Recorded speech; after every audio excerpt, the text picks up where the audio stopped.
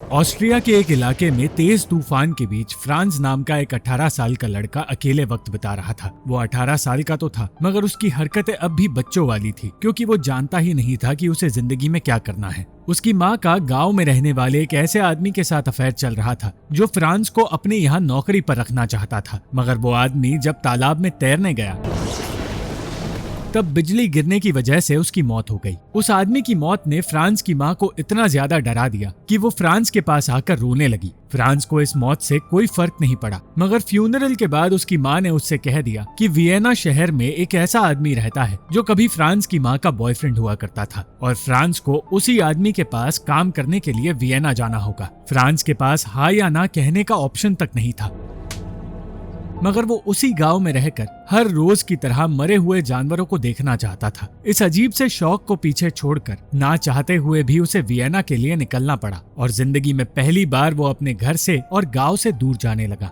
ये दुनिया फ्रांस के लिए बिल्कुल नई थी। वो पहली बार लोगों की भीड़ और गंदगी देख रहा था और ऐसे वक्त में एक बूढ़ी औरत उसके पास आकर कहने लगी कि अपनी भलाई के लिए उसे वापस अपने गांव लौट जाना चाहिए। उस औरत की बात पर ध्यान ना देकर फ्रांस उस आदमी का पता ढूंढते हुए उसकी दुकान तक पहुंचा जहां टोबैको और टोबैको से बनी चीजें बिकती है। फ्रांस ये जानकर हैरान हो गया कि ओतो नाम का वो आदमी पहले से उसका इंतजार कर रहा था। ओतो ने पहले वर्ल्ड वॉर में अपना एक पैर खो दिया था, मगर उसने जिंदगी में हार नहीं मानी और एक टबैकोनिस्ट बनकर ये दुकान चलाने लगा। वहां आते ही फ्रांस का स्वागत एक औरत ने एक अजीब तरीके से किया, जिससे ये समझ आता है कि यहाँ आकर फ्रांस उन चीजों का सामना करने वाला है जो पहले उसने कभी देखी तक नहीं। ओतो ने फ्रांस को बताया कि इस देश में स्मोकिंग को एक संस्कृति की तरह देखा जाता है। पहले ही दिन से उसे अलग अलग तरह के सिगार के बारे में बताया गया और धीरे धीरे फ्रांस को एहसास हुआ कि ओतो के लिए ये काम भगवान को पूजने जैसा है। फ्रांस अब ओतो का असिस्टेंट बन गया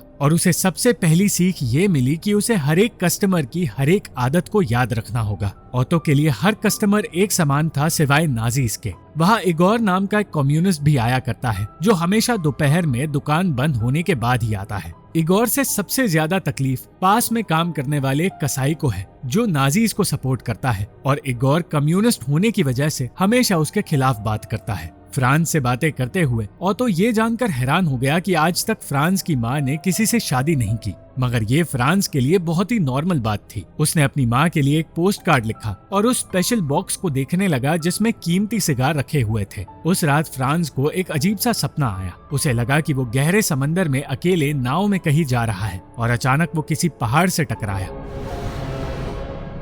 अगला दिन उसके लिए कोई मामूली दिन नहीं था, क्योंकि उस दिन उस दुकान में सिगमंड फ्रॉयड आया। वो इंसान जो ऑस्ट्रिया का सबसे मशहूर डॉक्टर है और जिसकी थियोरीज आज भी पूरी दुनिया पढ़ती है। जल्दी फ्रांस की फ्रॉयड से दोस्ती हो गई और फ्रांस को पता चला कि वो एक साइकोलॉजिस्ट है जो लोगों की सोच समझने की कोशिश करता है। फ्रॉयड ने फ्रांस को समझाया कि अभी वो जवान है, इसलिए उसे अपने लिए गर्लफ्रेंड ढूंढनी चाहिए। फ्रांस का कहना था कि उसे प्यार जैसी चीज समझ नहीं आती, जिसके जवाब में फ्रॉयड ने कहा कि कोई भी इंसान प्यार को समझता नहीं, चाहे उसकी उम्र कितनी भी हो। इसलिए अगर उसे नदी में तैरना हो तो पानी को समझने की कोशिश करने के बजाय सीधे नदी में कूद जाना चाहिए। फ्रांस को पता चला कि उस दुकान में लोग अडल्ट मैगजीन्स खरीदने भी आते हैं और उसे समझाया गया कि एक टबैकोनिस्ट सिगार के साथ साथ लोगों को उनकी इच्छाएं भी बेचता है और इस बात को राज बनाकर रखना चाहिए, क्योंकि कुछ लोग इस देश में इस काम को गैर कानूनी मानते हैं। एक दिन फ्रांस शहर में लोगों से मिलने के लिए निकला और उसकी नजर एक लड़की पर पड़ी जिसे वो पसंद करने लगा। वो लड़की एक फॉरेनर थी जो खुशी खुशी फ्रांस के साथ वक्त बिताने लगी और फ्रांस उसके करीब आने के बारे में सोचने लगा, मगर वो डर के मारे कुछ भी कर नहीं पाया और वो लड़की वहाँ से चली गई। शराब पीकर वो दूसरी लड़कियों से बात करने की नाकाम कोशिश करने लगा और निराश होकर वहाँ से चला गया। वो अपनी माँ से पोस्ट कार्ड के जरिए बातें करता रहा, मगर उसके अजीब से सपने रुके नहीं। अगले दिन उसने ओतो को चिल्लाते हुए सुना और उसे पता चला कि इलाके के कसाई ने सुअर के खून से ओतो की दुकान पर एक ड्राइंग बनाई, सिर्फ इसलिए क्योंकि वो कसाई एक नाजी है और ओतो नाजीज के खिलाफ है। ओतो एक सैनिक हुआ करता था, इसलिए वो ऐसे घटिया लोगों से डरकर जीने वालों में से नहीं था। कुछ देर बाद फ्रॉयड दुकान में आया और जानने की कोशिश करने लगा कि फ्रांस को कोई लड़की मिली या नहीं। फ्रांस निराश था क्योंकि उसे लगा कि उस फॉरेनर जैसी लड़की उसे वापस कभी नहीं मिलेगी, मगर उसे समझाया गया कि या तो फ्रांस को उस लड़की को फिर से पाने की कोशिश करनी होगी या उसे पूरी तरह भूलना होगा। फ्रांस फ्रॉयड का पेशेंट बनना चाहता था ताकि फ्रॉइड उसकी सोच को और खास कर उसके सपनों को समझकर फ्रांस को सही सलाह दे पाए। और ये सुनकर फ्रॉइड मुस्कुराकर वहाँ से चला गया। उस रात फिर एक बार उसने एक अजीब सा सपना देखा, मगर इस बार उसने इस सपने के बारे में अपनी किताब में लिखा ताकि वो फ्रॉइड को सब कुछ बता सके। फ्रॉइड के लिए भी परेशानियां कम नहीं थी, उसके पेशेंट्स कम होने लगे थे, मगर फिर भी वो फ्रांस के साथ वक्त बिताता रहा, जो अब तक उसी लड़की के बारे में सोच रहा था जिसके साथ उसने सिर्फ डांस किया था। ना तो फ्रांस उस लड़की का नाम जानता था और ना ही उसका पता, इसलिए वो उस बार के मालिक से उसके बारे में पूछने लगा जो उसे जानता है। उस आदमी ने इस इन्फॉर्मेशन के बदले पैसे मांगे। फ्रांस के पास इतने पैसे थे ही नहीं, मगर उसकी जिद देखकर उस आदमी ने फ्रांस को उस लड़की का पता बता दिया। पता मिलते ही फ्रांस उस लड़की से मिलने गया और वहाँ उसे पता चला कि वो बहुत सारी औरतों के साथ गरीबी में जीती है। आखिरकार उसे पता चला कि उस लड़की का नाम अनेस्का है, जो एक बहुत छोटे से गांव से आई है। वो अलग अलग काम करके गुजारा कर रही है और उसके साथ रहने वाली लड़कियों को प्रोस्टिट्यूशन का काम भी करना पड़ता है। उसी रात से फ्रांस और अनेस्का का रिश्ता शुरू हो गया, मगर उस रात के बाद एक हफ्ते तक वो अनेस्का से मिल नहीं पाया क्योंकि वो पूरे हफ्ते काम के सिलसिले में घर से बाहर रही। दूसरी ओर फ्रांस की माँ को एक नए इंसान में प्यार मिल गया। फ्रांस का दिल टूटने लगा था क्योंकि वो अब तक अनेस्का से फिर से मिल नहीं पाया था और ये सारी बातें जानकर ओतो और फ्रॉइड दोनों को उसकी फिक्र होने लगी। इस बार ओतो ने उसे सलाह दी और कहा कि उसने अपने प्यार को जाने दिया था और आज तक वो इस बात को लेकर पछता रहा है। इसलिए अगर फ्रांस सचमुच अनेस्का से प्यार करता है तो उसे तब तक उसके घर के बाहर उसका इंतजार करना चाहिए जब तक वो उसे हासिल न कर ले। ओतो की बात मानकर फ्रांस दिन भर अनेस्का का इंतजार करता रहा और रात को छिपकर उसने अनेस्का का पीछा किया। वो एक छोटे से थिएटर में पहुंचा जहां कॉमेडी के जरिए हिटलर का मजाक उड़ाया जाता है और इस परफॉर्मेंस के बाद उसके सामने अनेस्का आई जो अडल्ट परफॉर्मेंस करती है। उसकी इस परफॉर्मेंस से शर्मिंदा होकर फ्रांस वहां से बाहर चला गया। इतना ही नहीं, फ्रांस ने उसे किसी दूसरे मर्द के साथ देखा और वो ये बात सह नहीं पाया, मगर इस बार भी वो जो करना चाहता था वो कर नहीं पाया। सच ये था कि अनेस्का खुद एक प्रोस्टिट्यूट है और वो समझती है कि फ्रांस को ये सच जानकर बुरा क्यों लगा, मगर वो फिर भी इस काम को छोड़ नहीं सकती। अगली सुबह वो ये सारी बातें बताने के लिए फ्रॉइड के पास गया, जो अब अपने पेशेंट से ज्यादा फ्रांस में दिलचस्पी लेने लगा था। फ्रांस कम उम्र की वजह से ये समझ नहीं पा रहा था कि वो अनेस्का से प्यार करता है या ये सिर्फ अट्रैक्शन है। इन परेशानियों के अलावा वहाँ फ्रॉइड के दिमाग में एक और बात चल रही थी। हिटलर अब वियना में घुस रहा था और यहाँ के लोग उसका स्वागत कर रहे थे क्योंकि हिटलर ऑस्ट्रियन ही है, जिसका मतलब ऑस्ट्रिया में जूइश लोगों का जीना अब मुश्किल साबित होने वाला है। यही बात अब एक बुरा सपना बनकर फ्रांस के सामने आई और उसे लगने लगा कि फ्रॉइड का भी अंत हो जाएगा। वियना के हालात बदलने लगे, कुछ लोग आजादी मांगने लगे और उनमें से एक इगोर था जो अपनी जान देने के लिए भी तैयार था।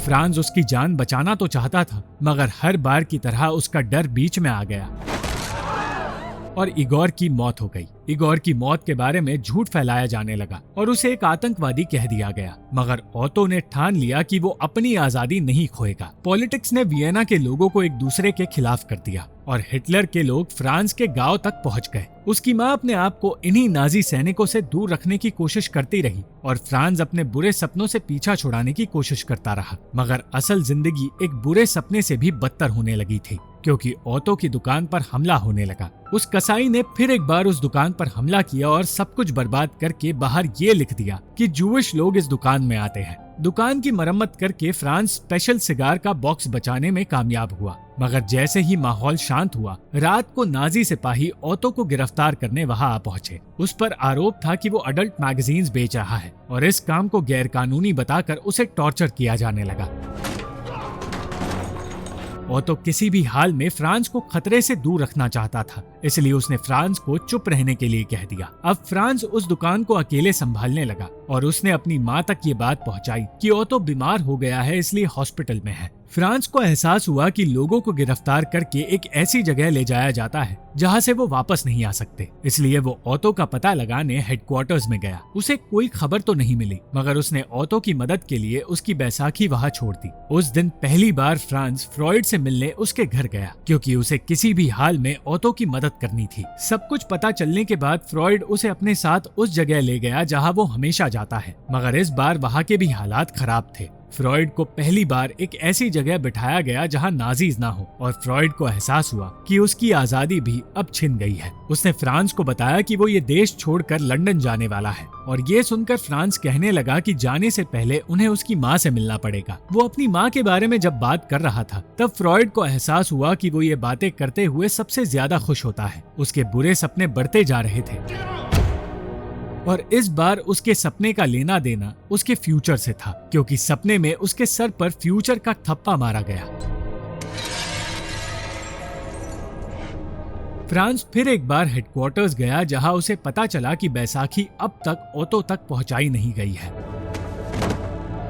उसे गुस्सा तो आया मगर वो ये गुस्सा सिर्फ अपने ख्यालों में निकाल पाया। उसे धक्के देकर हेडक्वार्टर्स से निकाल दिया गया और उसे सलाह दी गई कि उसे वापस अपने गांव लौट जाना चाहिए। वहां से निकलकर वो सीधे अनेस्का को ढूंढने चला गया मगर वो भी उसे कहीं नहीं मिली। फ्रांस अब उम्र में बढ़ने के साथ साथ समझदारी और एक्सपीरियंस भी कमाने लगा था मगर अनेस्का के बारे में वो चाहकर भी भूल नहीं पा रहा था। फ्रॉइड के पास जाने के बजाय अब वो अपने सपनों की हर एक बात पेपर में लिखकर दुकान के बाहर चिपकाने लगा और वहां आते जाते लोग वो सारी बातें पढ़ने लगे। एक दिन एक पैकेज के जरिए फ्रांस को खबर मिली कि ओतो की मौत हो गई है और उसका फ्यूनरल रखा जाएगा। ये खबर मिलते ही वो पड़ोस के कसाई के पास गया और उसने कहा कि ओतो का कातिल वो कसाई है क्योंकि उसी ने दुकान को बर्बाद करके बाहर बुरी बातें लिखकर नाजी सिपाहियों को ओतो तक पहुंचाया। पहली बार फ्रांस ने वो किया जो वो अक्सर ख्यालों में करता है और इसी के साथ पता चलता है कि वो अब अपने डर को हमेशा के लिए पीछे छोड़ रहा है। ऐसा करने के बाद उसने ओतो के कत्ल की खबर फ्रॉइड तक पहुंचाई। उसने फ्रॉइड से कहा कि उसे जल्द से जल्द लंदन चले जाना चाहिए। फ्रॉइड फ्रांस को भी अपने साथ ले जाना चाहता था मगर फ्रांस अनेस्का को छोड़कर वहां से निकलने नहीं वाला था। उसी रात वो अनेस्का से मिलने उसके थिएटर में गया। इतने दिनों बाद फ्रांस को देखकर अनेस्का खुश हुई मगर जब फ्रांस ने कहा कि वो अनेस्का को इस जगह से दूर ले जाना चाहता है और उससे शादी करना चाहता है तो उसने कह दिया कि वो इस जगह को छोड़कर कहीं जा नहीं सकती क्योंकि उसे अब जर्मन सिपाहियों के साथ रहना पड़ रहा था। अपने प्यार के बारे में और इस अंजाम के बारे में उसने जब अपनी माँ को बताया तब उन्होंने सिर्फ ये लिखा कि कई बार कुछ चीजों को पीछे छोड़ना पड़ता है ताकि कोई दूसरी चीज हमारी जिंदगी में आ सके। एक रात फ्रांस स्पेशल सिगार लेकर फ्रॉइड के पास गया और तब उसे पता चला कि जूइश होने की वजह से नाजी सिपाही फ्रॉइड के घर के बाहर आ पहुंचे हैं। उनकी जान को खतरा था इसलिए चोरी छिपे वो घर में घुसा और वो सिगार उसने फ्रॉइड को दे दिए। उस रात पहली बार फ्रांस ने भी सिगार पिया और बातें करते हुए उसने बताया कि अनेस्का से प्यार करना एक गलती थी। वो अपने दिल की बातें फ्रॉइड को बताता रहा और उसे पता भी नहीं चला कब फ्रॉइड थक कर सो गया। फ्रॉइड के लंदन जाने का वक्त आ गया और फ्रांस को सिर्फ छुपकर अपने दोस्त को अलविदा कहना पड़ा। फ्रांस की जिंदगी में अब सिर्फ उसकी माँ बची मगर उसने उन्हें भी पोस्ट कार्ड भेजना बंद कर दिया। उसकी माँ के लिए भी हालात डरावने होने लगे थे क्योंकि एक जर्मन सिपाही उनके साथ जबरदस्ती करना चाहता था। इस बात से अनजान फ्रांस को ओतो की वो चाबी मिली जो वो हमेशा छुपा कर रखता था। ये चाबी उस छोटे से दरवाजे की थी जिससे ओतो हर किसी को दूर रखता था और उस जगह एक ग्रामोफोन था जिसके मिलते ही फ्रांस ने अपनी माँ को चिट्ठी लिखी। उस वक्त में म्यूजिक चलाना भी एक अपराध माना जाता था इसलिए ओतो ने उस ग्रामोफोन और अपने म्यूजिक को हमेशा के लिए छुपा कर रखा। इस बार उसने पोस्ट कार्ड नहीं भेजा क्योंकि एक छोटे से पोस्ट कार्ड में उसकी दिल की बातें पूरी तरह फिट नहीं होती। उसने अपनी माँ को बताया कि दिल का दौरा पड़ने की वजह से ओतो की मौत हो गई और इस तरह वो ग्रामोफोन बाहर निकालकर देर रात फ्रांस ने कुछ ऐसा किया जिसने हर किसी को हैरान कर दिया। म्यूजिक चलाने के साथ साथ उसने एक नाजी झंडा उतारकर उसकी जगह ओतो की पैंट लटका दी और ये देखकर नाजी हेडक्वार्टर से कुछ लोग उसे गिरफ्तार करने आ पहुंचे। फ्रांस इस गिरफ्तारी के लिए पहले से तैयार था इसलिए दुकान को बंद करके वो उनके साथ चला गया। उस दिन के बाद फ्रांस कभी किसी को नजर नहीं आया। बस उसकी लिखी बातें पीछे छूट गई और वो माँ पीछे छूटी जो अंत में ये जान पाई कि उसका बेटा अब अपनी इच्छाओं को और सोच को अच्छी तरह समझ गया है और ये भी समझ गया है कि सिर्फ कोशिश करने से एक इंसान अपनी जिंदगी और ये दुनिया पूरी तरह बदल सकता है। अगर आपको ये वीडियो पसंद आई तो इस वीडियो को लाइक, शेयर और इस वीडियो पर कमेंट जरूर करें और इस चैनल को सब्सक्राइब करना मत भूलना।